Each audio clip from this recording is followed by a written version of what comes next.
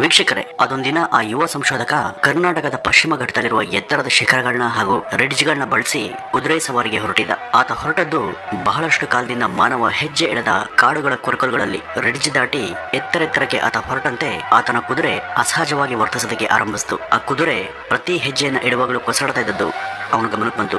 ಬರ್ತಾ ಬರ್ತಾ ಕುದುರೆ ಒಂದೊಂದು ಹೆಜ್ಜೆಯನ್ನ ನಿಧಾನವಾಗಿ ಇಡಲಾರಂಭಿಸಿತು. ಅಲ್ಲಿ ನಿಜಕ್ಕೂ ಏನಾಗ್ತದೆ ಅಂತ ಆತನಿಗೆ ಗೊತ್ತಾಗಲಿಲ್ಲವಾದರೂ ಕುದುರೆ ಹೆಜ್ಜೆಯನ್ನ ಇಡಲು ಬಹು ಪ್ರಯಾಸ ಪಡ್ತದೆ ಎಂಬುದಂತೂ ಆತನಿಗೆ ಸ್ಪಷ್ಟವಾಗಿತ್ತು. ಯಾಕೆ ಹೀಗಾಗ್ತಿದೆ? ಕುದುರೆಗೆ ಸುಸ್ತಾಗಿದೆಯಾ ಅಥವಾ ಅದಕ್ಕೆ ಮೇಲೇರದಂತೆ ಉಸಿರಾಟಕ್ಕೆ ಏನಾದರೂ ತೊಂದರೆ ಆಗಿದೆಯಾ? ಇಂತಹ ಗೊಂದಲಗಳು ಆ ಯುವ ತಜ್ಞನ ತಲೆಯಲ್ಲಿ ಸುಳಿದಾಡುದು. ಮುಂದಿನ ಒಂದು ಎತ್ತರದ ಕಣಿವೆಯನ್ನು ಏರದಂತೆ ಆತ ಕುದುರೆಯ ಕಾಲು ಕಡೆ ಗಮನವನ್ನು ಹರಿಸಿದ. ನೆಲ ತೇವನೂ ಇರಲಿಲ್ಲ ಅಥವಾ ಇಳಿಜಾರಿನ ಅಂಟಿನಿಂದನೂ ಕೂಡಿರಲಿಲ್ಲ. ಅದು ಸಹಜವಾಗೇ ಇತ್ತು. ಸೂಕ್ಷ್ಮವಾಗಿ ನೋಡಿದಾಗ ಕುದುರೆಯ ಕಾಲುಗಳು ನೆಲಕ್ಕೆ ಅಂಟಿಕೊಳ್ತಾ ಇದ್ವು. ಅಯಸ್ಕಾಂತಕ್ಕೆ ಕಬ್ಬಿಣ ಅಂಟಿಕೊಂಡ ಹಾಗೆ. ಯುವ ಸಂಶೋಧಕ ಅವಕಾದ ತಕ್ಷಣವೇ ಆತ ಕುದುರೆಯನ್ನು ನಿಲ್ಲಿಸಿ ಆ ನೆಲವನ್ನೊಮ್ಮೆ ದಿಟ್ಟಿಸಿ ನೋಡಿದ. ಕುದುರೆ ಕಾಲಲ್ಲಿದ್ದ ಕಬ್ಬಿಣದ ಲಾಳಗಳನ್ನ ಆ ನೆಲ ನಿಗೂಢವಾಗಿ ತನ್ನತ್ತ ಸೆಳೀತಾ ಇತ್ತು. ಆತನಿಗೆ ಕೂಡಲೇ ಅರಿವಾಗಿ ಹೋಯಿತು, ನಾನು ನಿಂತಿರೋದು ಬರೀ ಕಲ್ಲಿನ ನೆಲದ ಮೇಲಲ್ಲ, ಬದಲಿಗೆ ವಿಸ್ತಾರವಾದ ಕಬ್ಬಿಣದ ನಿಕ್ಷೇಪವೊಂದರ ಮೇಲೆ ಎಂದು ಆತನಿಗೆ ಅಚ್ಚರಿಯಾಯಿತು.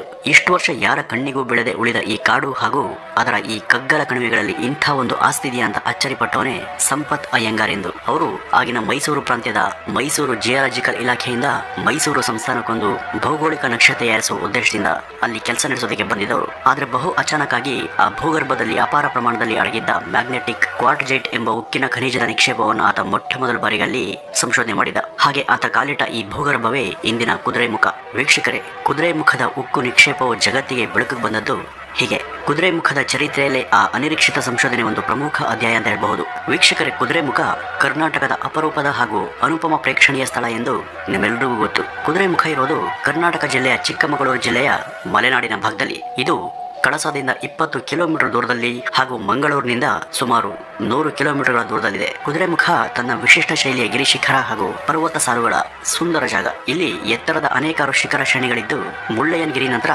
ಎರಡನೇ ಅತಿ ಎತ್ತರದ ಶಿಖರ ಶ್ರೇಣಿ ಈ ಕುದುರೆಮುಖ. ಇದರ ಒಂದು ಪ್ರಮುಖ ಬೆಟ್ಟದ ತಪ್ಪಲು ಒಂದು ಕೋನದಿಂದ ಕುದುರೆಮುಖದಂತೆ ಕಾಣೋದ್ರಿಂದ ಇದಕ್ಕೆ ಕುದುರೆಮುಖ ಎಂಬ ಹೆಸರು ಈ ಸ್ಥಳಕ್ಕೆ ರೂಢಿಯಾಯಿತು. ಕರ್ನಾಟಕದ ಎರಡನೇ ಅತಿ ದೊಡ್ಡ ನ್ಯಾಚುರಲ್ ಫಾರೆಸ್ಟ್ ರಿಸರ್ವ್ ಈ ಕುದುರೆಮುಖದಲ್ಲಿದೆ. ಕುದುರೆಮುಖ ಬಹು ವಿಸ್ತಾರವಾದ ಸಸ್ಯಸಿರಿ ಹಾಗೂ ಹಸಿರು ಮರ ಗಿಡಗಳನ್ನ ಹೊಂದಿದ ಕರ್ನಾಟಕದ ಪ್ರಮುಖ ನ್ಯಾಚುರಲ್ ವೆಜಿಟೇಷನ್ ಉಳ್ಳ ಸ್ಪಾಟ್. ಇದು ತನ್ನ ಒಡಲಿನ ಒಳಗೆ ಅಸಂಖ್ಯಾತ ವನ್ಯಜೀವಿ ಸಂಕುಲಗಳಿಗೆ ಆಶ್ರಯ ಕೊಟ್ಟು ಕಾಪಾಡ್ತಿದೆ. ಇದು ಕರ್ನಾಟಕದ ಹುಲಿ ಸಂರಕ್ಷಣಾ ತಾಣಗಳಲ್ಲೂ ಕೂಡ ಒಂದಾಗಿದೆ. ಇದರ ಹಸಿರಿನ ದಟ್ಟ ಪ್ರಭಾವದಿಂದಾಗಿ ವರ್ಷಾಂತಕ್ಕೆ ಕುದುರೆಮುಖವು ಸುಮಾರು 7,000 ಮಿಲಿಮೀಟರ್ನಷ್ಟು ಮಳೆ ಇಲ್ಲಿ ಸಂಭವಿಸುತ್ತೆ. ಕುದುರೆಮುಖವನ್ನು ಈಗ ಕರ್ನಾಟಕದ ಅಧಿಕೃತ ಟೈಗರ್ಸ್ ರಿಸರ್ವ್ ಎಂದು ಪರಿಗಣಿಸಲಾಗಿದೆ. ಇಲ್ಲಿ ತುಂಗಭದ್ರಾ ಹಾಗೂ ನೇತ್ರಾವತಿ ಎಂಬ 3 ಪ್ರಮುಖ ನದಿಗಳು ಹರಿತವೆ. ಕುದುರೆಮುಖದ ಅತಿ ಎತ್ತರದ ಪೀಕ್ ಒಂದು ಸುಮಾರು 1900 ಮೀಟರ್ಗಳಷ್ಟು ಎತ್ತರದಲ್ಲಿದೆ.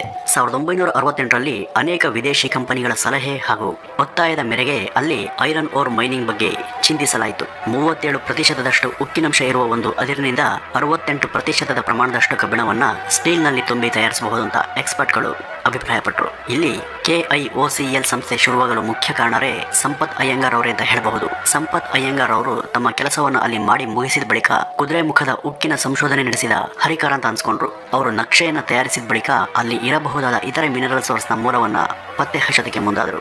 ಉಕ್ಕು, ಅದಿರು ಮುಂತಾದ ಪ್ರಮುಖ ಖನಿಜ ಸಂಪನ್ಮೂಲಗಳ ನಿಧಿಯನ್ನ ಅಯ್ಯಂಗಾರ್ ಅವರು ಶೋಧಿಸಿದ್ರು. ಕ್ರಮೇಣ ಅವರು ಬ್ರಿಟಿಷ್ ಕಾಲದ ಮೈಸೂರು ವಿವಿಯ ಮೊಟ್ಟ ಮೊದಲ ಭಾರತೀಯ ಡೈರೆಕ್ಟರ್ ಆಫ್ ಡಿಪಾರ್ಟ್ಮೆಂಟ್ ಹಾಗೂ ಅಲ್ಲಿನ ಜಿಯಾಲಜಿ ವಿಭಾಗದ ಮುಖ್ಯಸ್ಥರಾಗಿ ಕೂಡ ಬಡ್ತಿಯನ್ನ ಪಡೆದರು.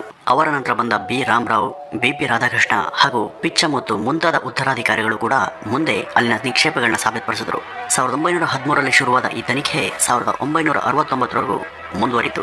69ರ ಸುಮಾರಿಗೆ ಅಲ್ಲಿನ ಅಧಿಕಾರಿಗಳು ಇಲ್ಲಿನ ನಿಕ್ಷೇಪಗಳಲ್ಲಿ ಗಣಿಗಾರಿಕೆಯ ಕಾರ್ಯ ಆರಂಭವಾಗಬೇಕು ಅಂತ ಸರ್ಕಾರಕ್ಕೆ ಒತ್ತಾಯಿಸಿದರು. 1969ರಲ್ಲಿ ಮೊದಲ ಬಾರಿಗೆ ಅಲ್ಲಿ Kudremukh iron ore corporation limited ಅಂದ್ರೆ KIOCL ಎಂಬ ಸಂಸ್ಥೆ ಶುರುವಾಯಿತು. ಕೆನಡಾ ಮೂಲದ ಮೆಟ್ಚಾಮ್ ಎಂಬ ವಿದೇಶಿ ಸಂಸ್ಥೆಯೊಂದರ ಸಹಭಾಗಿತ್ವದೊಂದಿಗೆ ಪ್ರಕೃತಿಯ ಒಡಲಿಗೆ ಹಾನಿಯನ್ನ ಮಾಡದೆ ಅಲ್ಲಿ ಕಾರ್ಯಚಟುವಟಿಕೆಗಳು ಪ್ರಾರಂಭಗೊಂಡವು. 68ರಲ್ಲಿ ಇಲ್ಲಿನ ನಿಕ್ಷೇಪದ ಕಡೆಗೆ ಆಸಕ್ತರಾದ ಹಲವು ಜಪಾನಿ ಕಂಪನಿಗಳು ಅಲ್ಲಿ ಗಣಿಗಾರಿಕೆಯನ್ನು ನಡೆಸೋದಕ್ಕೆ ಮುಂದೆ ಬಂದವು. ಆಗ ಭಾರತೀಯ ಸರ್ಕಾರಿ ಒಡೆತನದಲ್ಲಿದ್ದ ನ್ಯಾಷನಲ್ ಮಿನರಲ್ ಡೆವಲಪ್ಮೆಂಟ್ ಕಾರ್ಪೊರೇಷನ್ ಅಡಿಯಲ್ಲಿ ಈ ಗಣಿಗಾರಿಕೆ ನಡೆಯಬೇಕು ಅಂತ ಮಾತಾಗಿತ್ತು. ಮೊದಲು ಕೇವಲ 100 ಮೀಟರ್ ಆಳ ತೋಡಿ ಓರ್ನ ನಿಕ್ಷೇಪ ಯಥೇಚ್ಛವಾಗಿದ್ದರಿಂದ ಸಾಕಷ್ಟು ಮಟ್ಟದಲ್ಲಿ ಅದಿರನ್ನ ಹೊರತೆಗೆಯಬಹುದಿತ್ತು.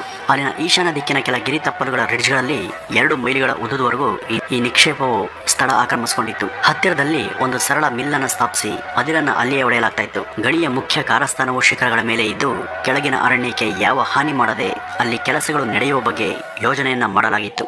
ಅದಿರನ್ನ ಒಯ್ಯಲು ಅಲ್ಲಿ ಬೃಹತ್ ದಾರಿಗಳನ್ನಷ್ಟೇ ನಿರ್ಮಿಸಲಾಯಿತು.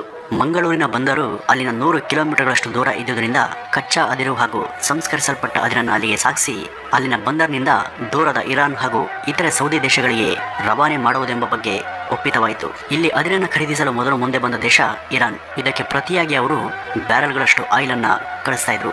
ಮೈನಿಂಗ್ನ ಕೆಲಸಗಳಿಗೆ ನೀರು ಸಹ ಸಾಕಷ್ಟು ಪ್ರಮಾಣದಲ್ಲಿ ಬೇಕಿದ್ರಿಂದ ನೀರಿನ ಕೊರತೆ ಇಲ್ಲದಿದ್ದ ಅಲ್ಲಿಯೇ ಒಂದು ಡ್ಯಾಮ್ ಅನ್ನ ಕಟ್ಟೋದಕ್ಕೆ ಮುಂದಾದರು.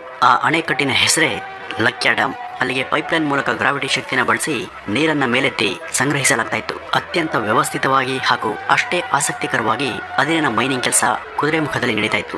1976ರಲ್ಲಿ KIOCL ಅಧಿಕೃತವಾಗಿ ರಾಜ್ಯದ ಸ್ಟೀಲ್ ಹಾಗೂ ಮೈನಿಂಗ್ ಮಿನಿಸ್ಟ್ರಿ ಅಡಿಯಲ್ಲಿ ಕೆಲಸವನ್ನ ಮುಂದುವರೆಸಿತು. 1976ರಿಂದ ಮುಂದಿನ ಸುಮಾರು 30 ವರ್ಷಗಳವರೆಗೂ ಅಂದ್ರೆ 2005ವರೆಗೂ ಮೈನಿಂಗ್ ಯಾವ ತಡೆ ಇಲ್ಲದೆ ಸಾಕ್ತು. ಆದ್ರೆ ಆ ಹೊತ್ತಿಗೆ ಕೆಲವು NGOಗಳು ಇದಕ್ಕೆ ಭಾರಿ ಪ್ರಬಲ ವಿರೋಧವನ್ನ ವ್ಯಕ್ತಪಡಿಸಿದ್ವು. ಈ ಮೈನಿಂಗ್ ನಿಂದಾಗಿ ಅಲ್ಲಿನ ಸಮೃದ್ಧತೆ, ಕಾಡಿನ ಸೊಬಗು ಹಾಗೂ ಅಲ್ಲಿನ ಜೀವಜಲಕ್ಕೆ ಕುತ್ತಿದೆ ಅಂತ ವಾದಿಸ್ತಾ ಸರ್ಕಾರಕ್ಕೆ ಮೈನಿಂಗ್ ಅನ್ನು ನಿಲ್ಲಿಸುವಂತೆ ಒತ್ತಾಯವನ್ನು ತರಲಾರಂಭಿಸಿದ್ವು. ಈ ಪ್ರಯತ್ನಗಳು 90ರ ದಶಕದ ಮಧ್ಯಭಾಗದಿಂದಲೇ ಶುರುವಾಗಿದ್ವು. ಪ್ರತಿಭಟನೆಗಳು ಹೆಚ್ಚಾದಂತೆ ಸರ್ಕಾರ ಕೂಡ ಈ ಬಗ್ಗೆ ಗಮನ ಹರಿಸಿತು. ಕುದುರೆಮುಖದ ಪರಿಸರದ ಬಗ್ಗೆ ಈ NGOಗಳ ಹೋರಾಟಗಳು ಹೆಚ್ಚಾದಂತೆ ಕೆನಡಾ ಮೂಲದ ಚಾಮ್ ಸಂಸ್ಥೆ ಇದರಲ್ಲಿ ಹಣ ಹೂಡೋದಕ್ಕೆ ನಿರಾಕರಿಸಿತು.